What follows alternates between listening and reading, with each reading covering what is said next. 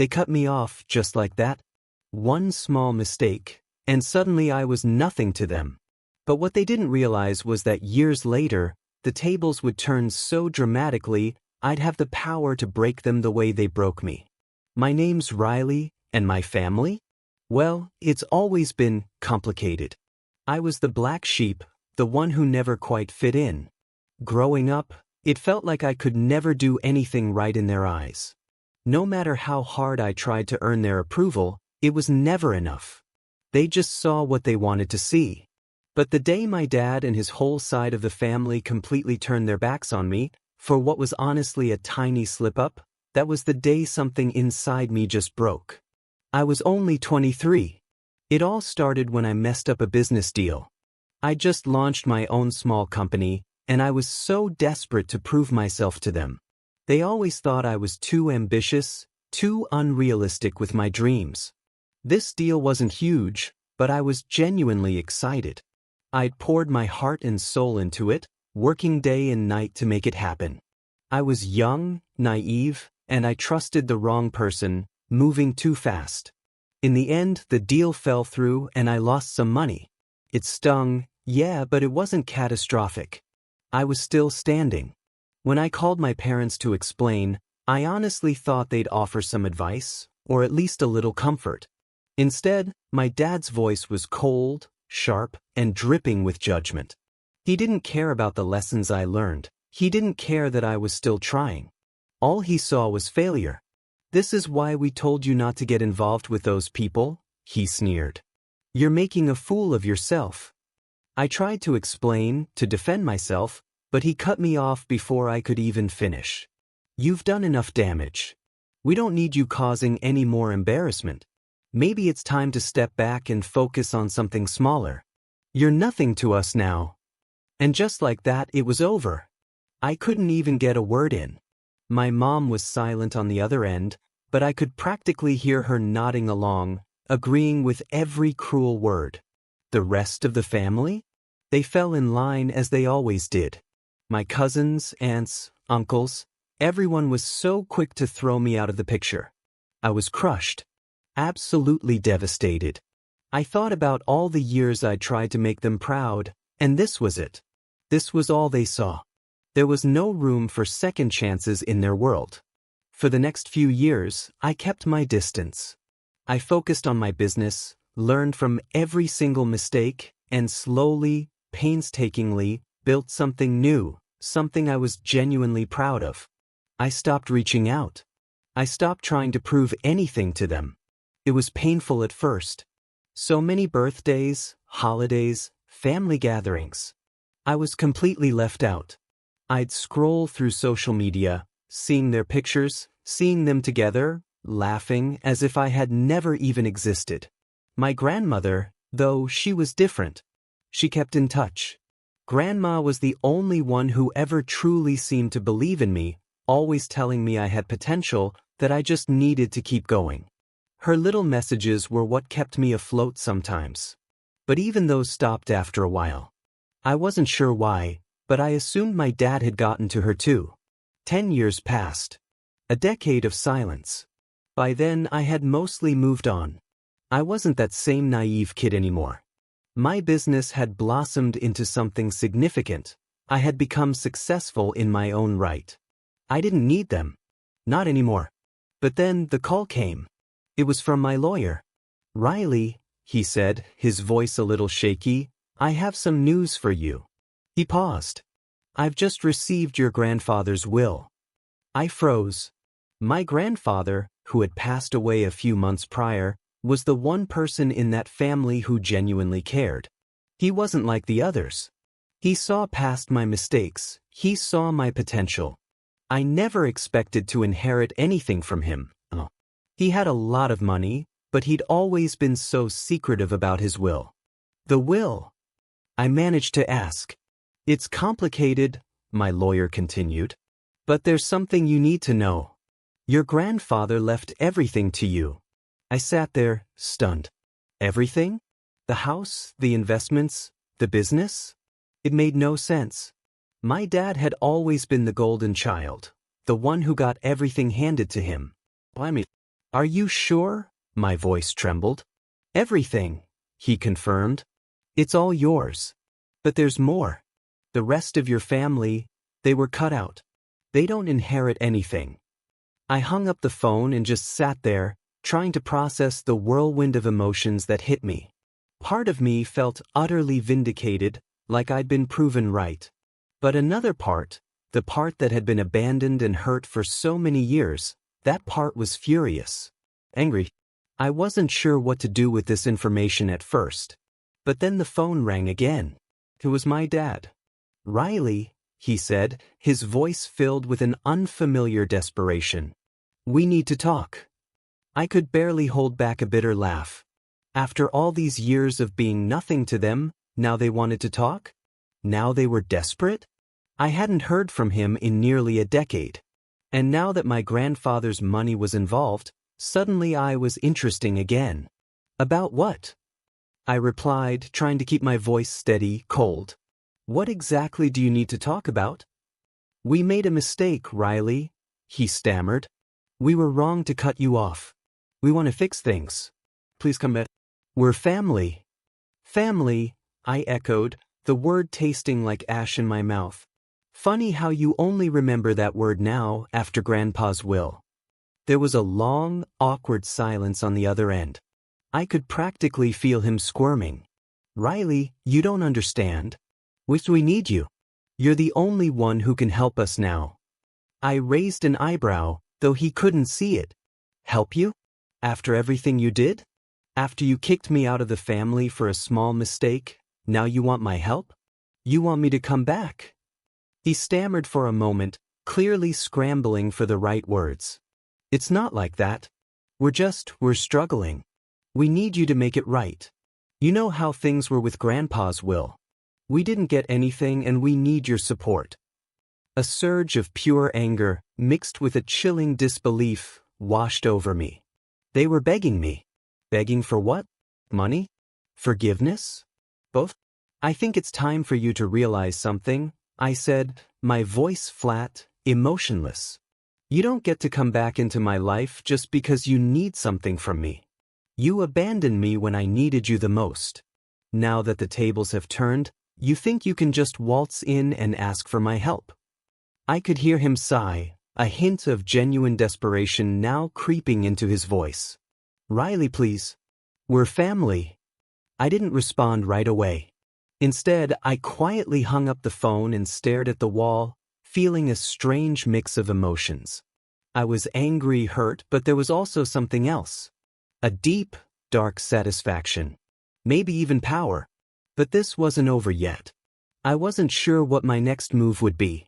Part of me wanted to cut them off for good, to leave them to deal with their own mess. But another part of me, the part that had suffered for so many years, the part that had been so deeply wronged, that part wanted to make them feel the full consequences of what they did. I had everything now. The money, the property, the power to make decisions. I could decide their fate, just like they had decided mine all those years ago. But how far was I willing to go? And then I got another call. This one was different. Riley, it was my cousin's voice, pleading. You've got to help us. They're begging, but we don't know what to do. You're the only one who can fix this. I stared at the phone, a cold shiver running down my spine. It seemed like my family was truly falling apart, and now they needed me more than ever. But did I want to be the one to pick up the pieces? The decision wasn't going to be easy. And whatever I chose, I knew it would change everything. I stood there, frozen, the phone still in my hand. My cousin's words echoed in my mind. You're the only one who can fix this. It was hard to process. For so long, I had been the abandoned one, ignored and tossed aside like I didn't matter. Now they wanted me to help. Now they wanted me to save them. It was maddening. But more than that, it was an opportunity. An opportunity to make them finally see just how wrong they had been. I hung up without saying another word. Not because I didn't have a response, but because my mind was a whirlwind of emotions. Anger, betrayal, frustration, and that deep, dark sense of satisfaction. They thought they could throw me away and then come crawling back when they needed something. But what they didn't know was that I had already made up my mind. I wasn't going to let them off easy. Over the next few days, my phone was bombarded. Calls, voicemails, texts. My dad, my aunt, even my uncle. All of them begging me to come back, begging me to help them with the inheritance. They weren't even pretending to care about me anymore. It was all about the money. My grandfather's estate, the property, the business. They wanted a piece of it, and they were hoping I would be the one to save them from the mess they'd gotten themselves into. They had no idea what they were dealing with. I waited a few days before responding. I wanted them to sweat it out, to feel that anxiety, that fear, just like I had felt all those years. They needed to understand what it felt like to be rejected, to be cast aside as if you were nothing. But more than that, I wanted them to understand that I was in control now. Not them. Finally, I decided to take action. I called my lawyer and told them to prepare everything for a meeting with the family. I wasn't going to just show up and listen to their pleading. I wanted to make them pay for what they had done. I wanted them to understand the true cost of abandoning me, the cost of treating me like I was invisible. When the day came, I walked into the meeting room with my lawyer by my side. My family was already there, gathered around the large wooden table, their eyes scanning me as I entered. The look on their faces was a mix of relief and thinly veiled guilt. They were relieved I'd shown up, but guilty because deep down, they knew they had messed up. My dad spoke first, his voice shaky, but trying to sound hopeful. "Riley, I'm glad you're here. We've made some mistakes. We know we hurt you, and we're sorry for that. But we're family, and we need each other. Please, let's move past this." I could see the desperation in his eyes, the way his hands trembled slightly. But I wasn't buying it. Not anymore. Not after everything they had done. "You want to move past it?" I said, my voice calm, but laced with a cutting bitterness. "Funny. I don't remember you ever wanting to move past it when you threw me away 10 years ago. When you decided that a small mistake was enough to make me nothing." The room went silent. My dad shifted in his chair, his face slowly turning red. He didn't know how to respond to that. "I'm not here because I'm feeling generous," I continued, my gaze sweeping over each of them. "I'm here because you all have something I want and you're going to pay for it." The tension in the room thickened. My family members exchanged nervous glances, unsure of how to react. My cousin, the one who had called me earlier, looked at me with wide eyes, pleading silently for me to back down. But I wasn't going to. This was my moment. "We're not asking for much," my aunt finally spoke, her voice strained. "Just a fair share, Riley. Grandpa would have wanted us to have something." "Grandpa?" I scoffed, a dry laugh escaping my lips. "The same grandpa who made it explicitly clear that he trusted me and not any of you? The same grandpa who left everything to me, not you?" My dad's face darkened, and I could see the anger building in his eyes. "This is ridiculous, Riley. You're being unreasonable. We're your family. You can't just cut us out like this." "Cut you out?" I said, my bitter laugh louder this time. "You did that to me 10 years ago. You had no problem cutting me out of your lives when I made a mistake. Well, guess what? I'm not making the same mistake. This time, I'm in control. And you're going to learn what it means to treat someone like they don't matter." The room was silent again. My family was clearly uncomfortable, shifting in their seats, but none of them dared to speak. They knew they had pushed me too far. They knew that I was right. "I'll tell you what," I said, leaning forward, looking each of them directly in the eye. "I'll help you, but it's going to cost you. You want a piece of this inheritance? You'll pay for it, and you'll do exactly what I say. No more pretending like everything's fine.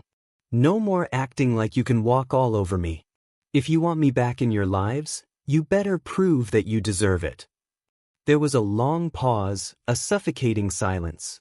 Then my dad, finally defeated, let out a deep sigh. "What do you want from us, Riley?"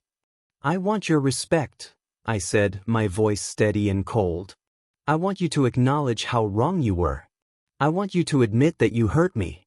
And if you can't do that, then you can walk away and never see me again." They were all quiet for a while, and I could practically see the wheels turning in their heads. They knew they had no choice but to agree. They were desperate and I had the upper hand. Finally, my dad spoke again, his voice low and resigned. "Okay, we'll do what you want. Just please don't cut us out forever." I stood up and looked at them, a sense of grim satisfaction washing over me. "Good. This is just the beginning. Don't think for a second that you've earned my forgiveness, but you've bought yourselves a chance." As I turned to leave, I could hear the soft murmurs behind me. I didn't look back. I didn't need to. I had won this round, and I would make them remember that. But there was still one thing I hadn't decided yet.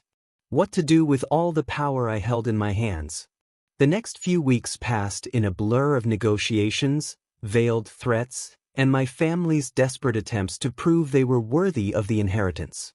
They did everything I asked, apologized at every opportunity, bent over backwards to make amends, and promised never to repeat their past mistakes. They were acting as if their very survival depended on me. And in a way it did. But I wasn't satisfied. I needed more than just words. I needed them to truly understand the depth of their betrayal. As they tried to kiss up to me, I sat back, watching with a detached amusement.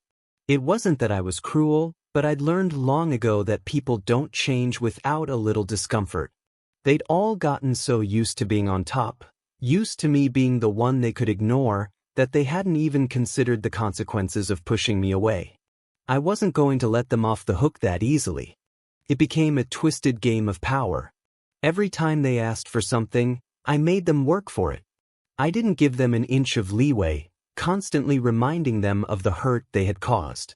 They tried the family thing, family dinners, forced hugs, awkward, heartfelt conversations. But every time I saw my dad or my aunt, all I could think about was how easily they had turned their backs on me when I needed them most. How quickly they had dismissed me. I kept them at arm's length, letting them squirm for my approval, and it felt oddly satisfying. But as time went on, something started to gnaw at me.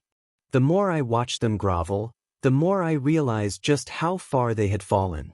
They weren't the people I remembered, the people I had once loved. They were desperate, hollow shells of their former selves, willing to do anything for a piece of what they thought was rightfully theirs. But I couldn't let them have it without making them pay for what they had done. And then one day, I got another phone call. It was my lawyer. My grandfather's will was final, and everything was officially in my hands. The property, the business, the bank accounts, everything. But there was one thing that stopped me dead in my tracks. A clause in the will I hadn't seen before. It was a condition, a very specific condition. If I wanted to inherit everything, I had to make a decision within a certain time frame, whether or not to share the wealth with my family. The decision was mine, but the stakes were high. If I didn't share it, I would lose everything. If I did, I would gain even more than I had ever expected. But the real kicker was that the clause explicitly mentioned that my family had to prove they were worthy by fulfilling a series of tasks. Tasks that I could assign. Suddenly, everything became clear. This wasn't just about money or inheritance. It was about something much deeper. It was about power, about how much control I could wield over them, how much I could force them to work for what they thought they deserved. And I was in the perfect position to make them regret every single decision they had ever made that hurt me. I let the phone sit in my hand for a moment, contemplating. What kind of tasks would I give them? How far could I push them before they finally broke? It didn't take long for me to come up with a plan. I called my dad first, as he was the most desperate to fix things. "I've decided to consider helping you all, but it won't be easy," I said, keeping my tone calm and collected. "There's a list of things you need to do first, and I'll be watching closely. If you fail at any of them, I'll make sure you get nothing." There was a pause on the other end before he spoke. "What do you want us to do?" I smiled, imagining the look on his face. I want you to start with something simple. I want you to apologize to me. Not just for what happened 10 years ago, but for the way you've treated me since. I want you to make it clear that you understand exactly what you did wrong. His voice wavered. You want an apology? You're not serious. I'm very serious, I replied coldly. And I'm not done. I want you to call Aunt Linda and Uncle Mark. They need to apologize to me too. They were part of this. They need to understand the consequences of what they did. Once you all do that, we'll talk about the next step. My dad was silent for a long moment, the weight of what I was asking him dawning on him. Fine, he said finally, his voice strained. We'll do it, but after that, we want something in return. I couldn't help but laugh. Oh, you'll get something in return, all right. But you'll have to earn it. I hung up and sat back, savoring the moment. They had no idea what they had gotten themselves into. The tasks I had planned for them were just the beginning. They would bend to my will, one step at a time, until they had nothing left but the realization that they would never again have the same power over me. Days passed. My dad and the rest of the family followed through, sending me carefully worded apologies, begging for my forgiveness. The words they used were so rehearsed, so desperate, that I almost felt pity for them. Almost. But it wasn't enough. I needed more. I needed them to understand just how much they had underestimated me. So I came up with the next task. I called them all together for another family meeting. My dad, my aunt, my uncle, and even my cousin who had started this whole thing by reaching out to me in the first place. They all showed up, looking at me with a mixture of hope and fear. I could see the tension in their eyes, the way they were all trying to anticipate what I might say next. They knew I was playing with them, but they had no idea just how far I was willing to go. Now that you've all apologized, I said, my voice cool and even, it's time for the next step. I want you to sell everything you own. The house, the car, the business, everything. You're going to donate the money to charity. All of it. There was a collective gasp around the table. My dad looked like he might pass out. You want us to donate everything? He asked, his voice barely a whisper. To charity? Exactly, I said, leaning back in my chair, enjoying their shock. And if you don't, then you'll get nothing. Not a single penny from the inheritance. You'll be right back where you started. It felt good to have them at my mercy. But as I looked around the room, something started to change in me. Something I hadn't expected. A part of me began to wonder if I was becoming as ruthless and cold as they had been to me all those years ago. Was this truly justice, or was I just sinking to their level? Before I could dwell on it too much, I silenced the thought. This wasn't the time to second-guess myself. They had hurt me. Now it was my turn. As the days passed after I gave them the ultimatum, I could feel the tension thickening with every passing moment. They were running out of time, and the weight of my demands hung over them like a sword poised to fall. I watched as my family scrambled, trying to pull together enough money to meet the deadline I had set. My dad, in particular, was on the verge of a breakdown. His face was gaunt from sleepless nights, and his once confident posture had turned to slumped shoulders as he tried to gather what little he had left. At the same time, something inside me began to shift. I had wanted this, wanted to see them sweat, wanted to feel that sense of control. But as I watched them struggle, a strange emptiness began to creep in. Was this truly justice?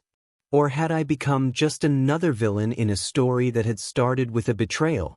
The final day arrived, and my family gathered in front of me, drained, defeated. My dad's eyes were hollow, his suit slightly wrinkled from the days of frantic meetings and phone calls. My aunt, Uncle Mark, and my cousin stood beside him, all of them nervous and exhausted. No one said a word. The silence was deafening as I looked at them. Finally, my dad spoke up, his voice thick with regret. We've done it. We've sold everything. All the money we made, it's been donated, just like you asked. He looked at me, his eyes pleading. You've won. You got what you wanted. I could see the pain in his eyes. He was broken. And while I had set out to punish him and my family for what they had done to me, a strange feeling started to rise within me. I wasn't sure what it was. Guilt, maybe, or just an overwhelming sense of emptiness. They had lost everything, but in the process, I had lost a piece of myself too. Good, I said, my voice flat. You fulfilled your part. Now you can have what you've been asking for. They all seemed to breathe a collective sigh of relief. But I could see it in their faces. They weren't just relieved. They were terrified. I had pushed them to the edge, made them pay in ways they never thought they would have to. And now they were at my mercy, waiting for me to hand over what they thought was rightfully theirs. But before I could speak again, my cousin stepped forward. He had been quiet throughout most of this ordeal, keeping his head down. But now he met my gaze directly, his voice steady. I don't think this is what Grandpa would have wanted, he said, his tone firm. You've gotten everything. But are you really happy? Because it doesn't look like it. His words hit me like a punch to the gut. I had been so focused on revenge, so consumed with making them pay, that I hadn't stopped to think about what I really wanted. The satisfaction I had expected from their suffering had vanished, replaced by an overwhelming emptiness. My family was broken, and I had been the one who had broken them.